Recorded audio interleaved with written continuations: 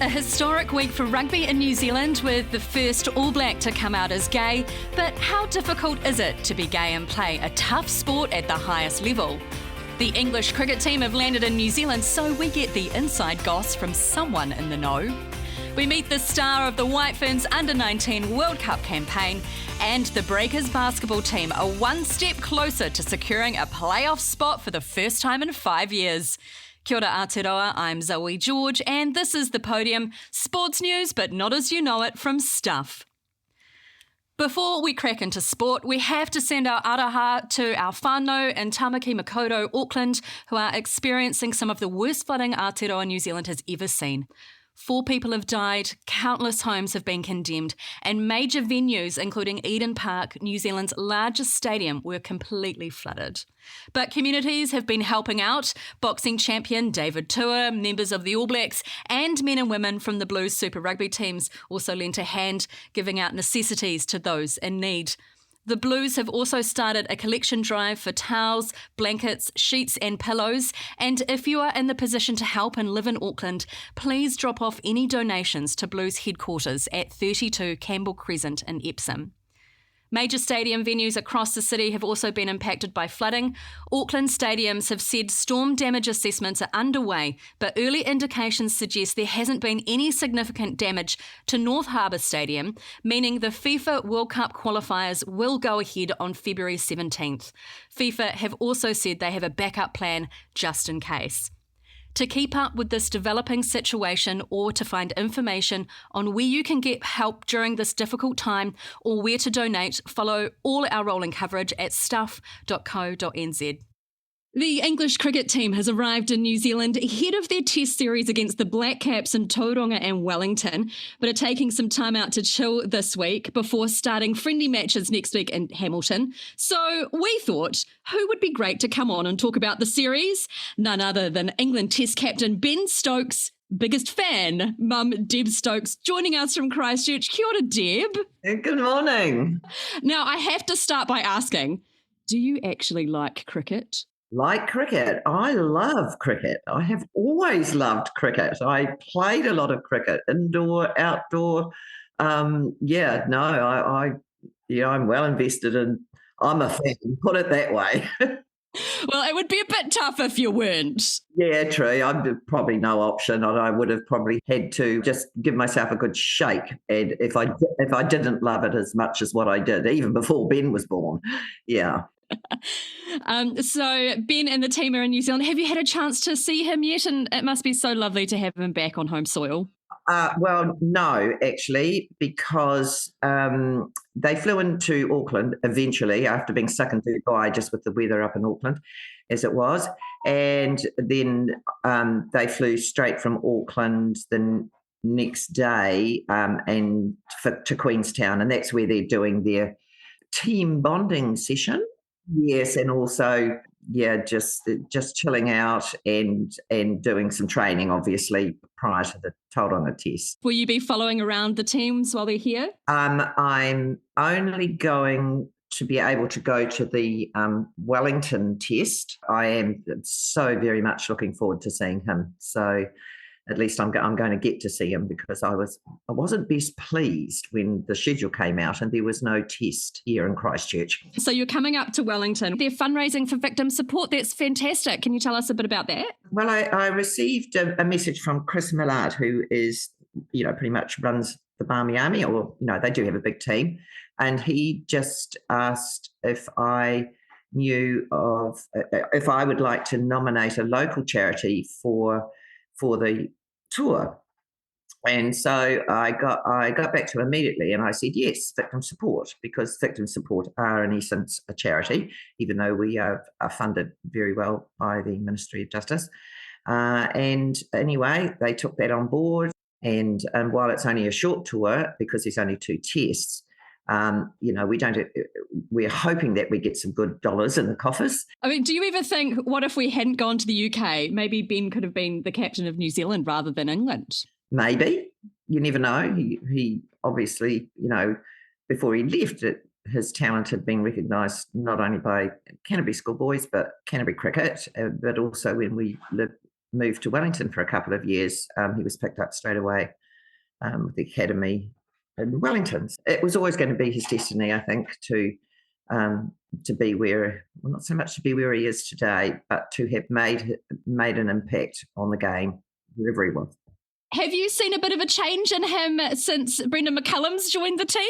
Not really a change. It's more like he has developed more personal skills. I mean, he's always very skilled at the game, but his man management and his ability to bring people together has been really good to see.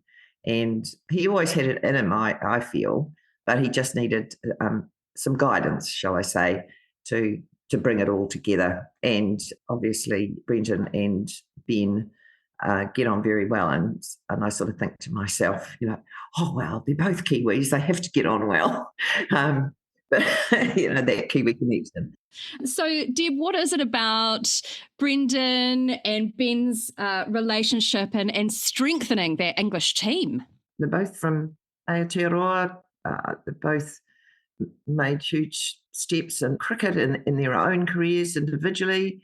And I can remember Ben saying to me, we just clicked, Mum. And that's what it was.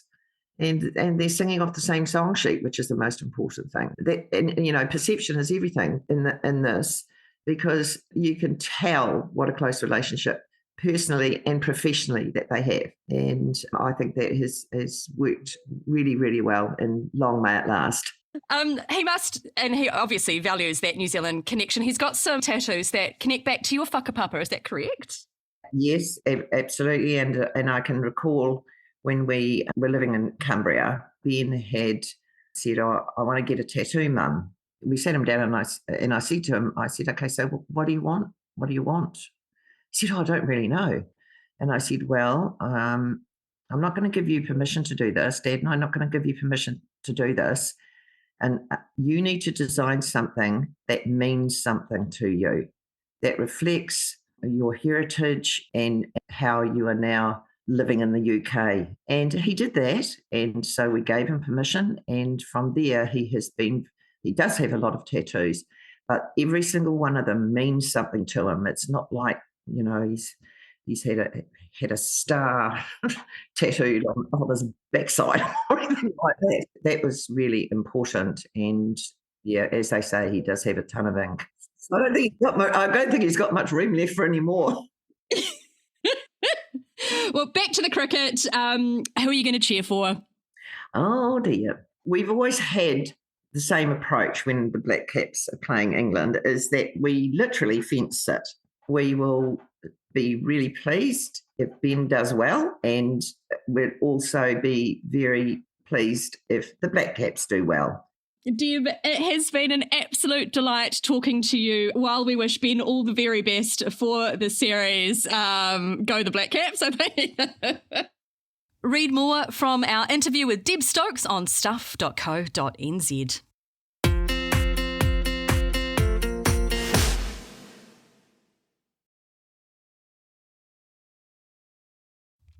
It's been a historic week for rugby in New Zealand, with the first ever All Black to come out. On Monday, All Black number 1056, prop Campbell Johnstone, who played 3 tests for the All Blacks in 2005, along with the Crusaders and Canterbury, revealed he was gay.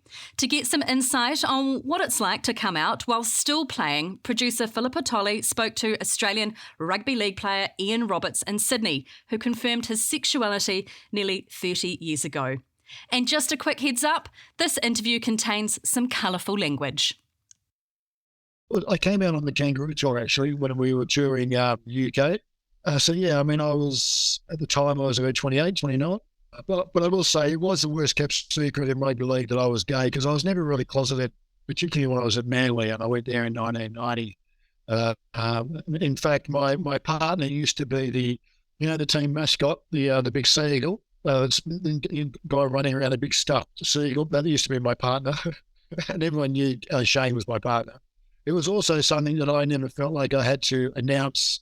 And I'm looking back now, that is something I regret. Like, that I always thought like I should just be allowed to be gay and take my partner to functions or whatever. They shouldn't have to be announced. I look back now and I do realise I wish I'd been more proactive in that space. You know, I can look back now and wish I'd never been in the closet. Like I wish I played my whole professional career as a gay man. You had a reputation as a hard man. Was that part of a different persona that you put on, or was that just you altogether? So that was kind of all mixed. It was kind of all thrown in the mix. Yeah, no, I get what you're saying. Yes, I did try. I mean, particularly I was playing at Manly. My defensive style was quite aggressive, but that was all part of it too. Like, I mean, not that I felt like I had to prove myself, but in the same breath, I also did feel that, and that's why I knew it was like when I initially came out, it was kind of such a clash that this guy playing rugby league, a front rower, has quite a vicious persona on the field, and he's gay. I mean, for anyone who's potentially bigoted, it kind of fucks with their head a bit. But I mean, that's what I'm saying. Like about the whole thing about the stereotypes that people still and the biases people still have. And the more visibility we have, the less of those biases and the less of those prejudices we'll see. Because it's like anything. When I came out, yes, there was some people who weren't happy or weren't comfortable or whatever, but that all changes after a while because they seem to get very comfortable with it, and it becomes normal. Like, oh yeah, he's gay. I've become just part of the scenery. It's just like it's not an issue. Did you get any bad reactions from fellow players, from other teams? How were the fans? Yeah, I used to use a lot of humour when dealing with situations like there's stuff like, you know, the locker room stuff, like in showers, and if someone you made out that they felt uncomfortable that I was in the shower there, you know, in their space with them. My typical response was, you know, don't flatter yourself, you're safe. You know, but so I used to use a lot of humour, but I mean, each scenario like it, but there's, you know, like I was saying, I mean, you've only got to look in the newspapers today. In Sydney, there was a survey of all the NRL coaches. Where they, what was their thoughts on having a pride round this year for the NRL? And 50% of the coaches are against it because they think it'll cause too much trouble within it. I mean, we still have a long way to go. Let me tell you, like, and you like for young people struggling, particularly young people struggling in the suburbs and that with their own identity, you know, you can't be what you can't see, and like the more visibility we have. You know, I don't want to start quoting those horrible statistics that self-harming around the LGBTQA plus community, but, you know, in the last 3 years, they've increased. The things like there's still a lot of work to be done, and, you know, we need to have this conversation. We need to keep poking the bear. Marriage equality wasn't the end of it. We know that the prejudice and discrimination comes from lots of quarters, but when you go this long until an All Black feels comfortable to say, yes, I'm gay and I played for the All Blacks, would you think the Sports Administration needs to be looking at itself? Obviously, we've got, you know, societal things going on as well, but if you were looking from a distance on the outside, say, you know, something more needs to be done here. Like, you know, if you think that the Cowboys are first All Black, was a bit, you know, their first going All Black, you know, come on. But you know, it's, I'm going to say it, like, people don't like to hear this. It's still, particularly men's contact sports, you know, here in Australia, we have rugby league, rugby union, soccer, and the AFL, and the Australian Aussie rules. I'm telling you, those because they're all contact sports and team sports, it's still seen as a real weakness to be gay. Like there is still that perception out there, and you know, and like I just want to pay tribute to women's sport because women's sport all over this, they've got this all sorted, like this whole embracing of each other and the situation. It's almost like not an issue in any way. My commentary will be about rugby league and what I do know here. It's like the NRL, the National Rugby League, they have a float in the Mardi Gras. They've had that now for the last 6 years. But they're still very reluctant, and they're still really terrified of having a pride round. It's almost like they're willing to tick that you know, it's almost like, I feel like sometimes they're just ticking a box. If you say you're inclusive, then you need to be inclusive. But we need to be like mature enough and old enough to have this conversation. Yes, it's okay to disagree, and we can still get on, but let's have the conversation. It's almost like this conversation is still too taboo. It's the economics, I suppose. It's a bottom line. All rugby union, rugby league is a business after all. You can read more from the interview with Ian at stuff.co.nz. Cricket fans, remember this name, Georgia Plummer. The 18-year-old Wellington Blaze batter has just joined the White Ferns for the T20 Cricket World Cup in South Africa. It's her second World Cup in the space of 2 weeks after she was part of the first ever New Zealand women's team at the Under-19 T20 World Cup, where they made it to the semi-finals. Woo, great stuff. Plummer was the only Kiwi to be named at the ICC Under-19 World Cup tournament team after shining throughout the tournament, including anchoring the batting innings in the semi-final against India, who went on to win the competition, and she took an absolute ripper of a catch. She joins us now from South Africa via Zoom. Kia ora, Georgia. Hey, yeah. So I heard you went on safari yesterday. What animals did you see? It was really good. We saw giraffes and like a huge herd of elephants, which is pretty good. You don't see that in New Zealand. No, unless you go to the zoo. At the tournament, obviously, there's going to be some big game animals to chase. Who's going to be the toughest competition for the White Ferns, do you think?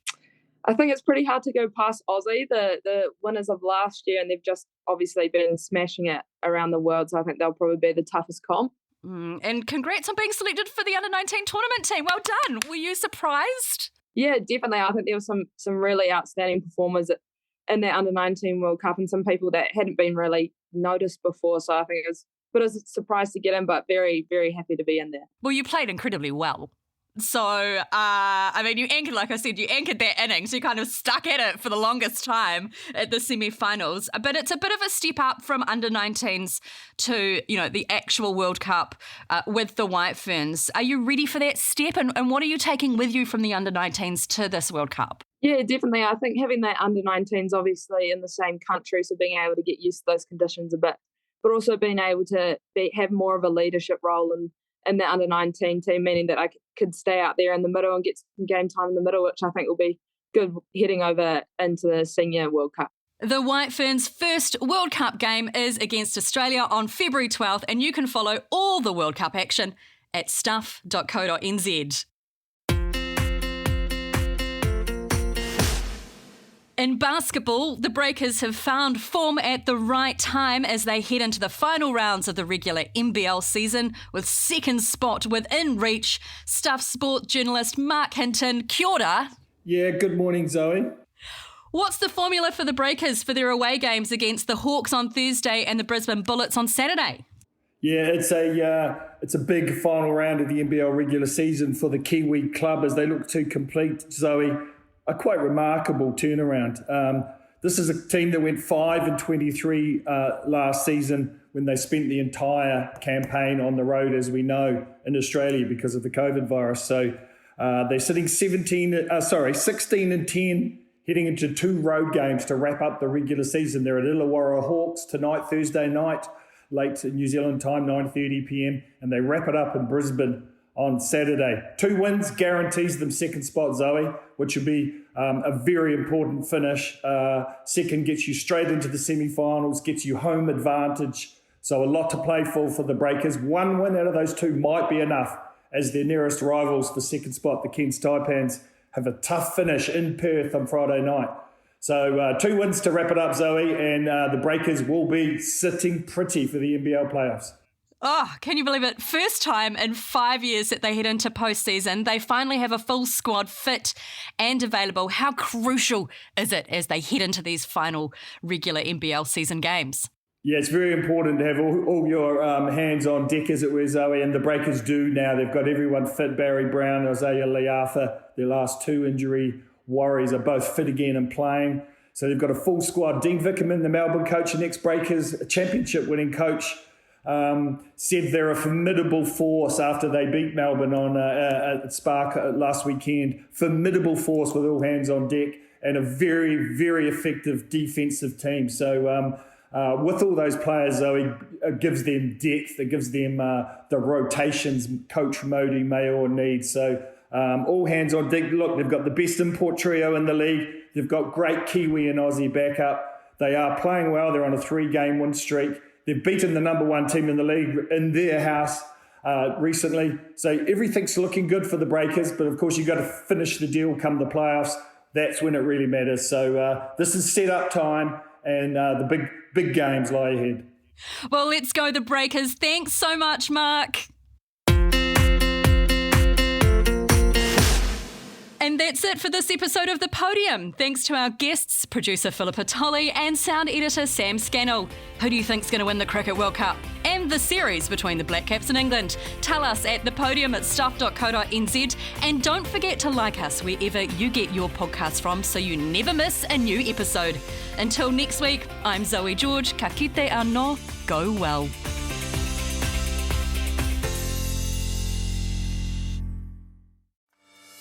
My name's Nadine Higgins. I'm a broadcaster, a journalist, and for the past 4 years and counting, I've been trying to make a baby with my husband. That's me, I'm Dan, and we reckon infertility is lonely enough without making it a dirty little secret. So we wanted to bring you stories from those people that have been through it. So even if you don't want to talk about it, maybe those stories can give you hope, or at the very least, make you feel a little less alone. The Human Race, a podcast about those who are in the race of their lives to create a life. Follow the show on Apple, Spotify, or any other podcast app. You can also listen at stuff.co.nz/thehumanrace. The Human Race is proudly brought to you by Elevate.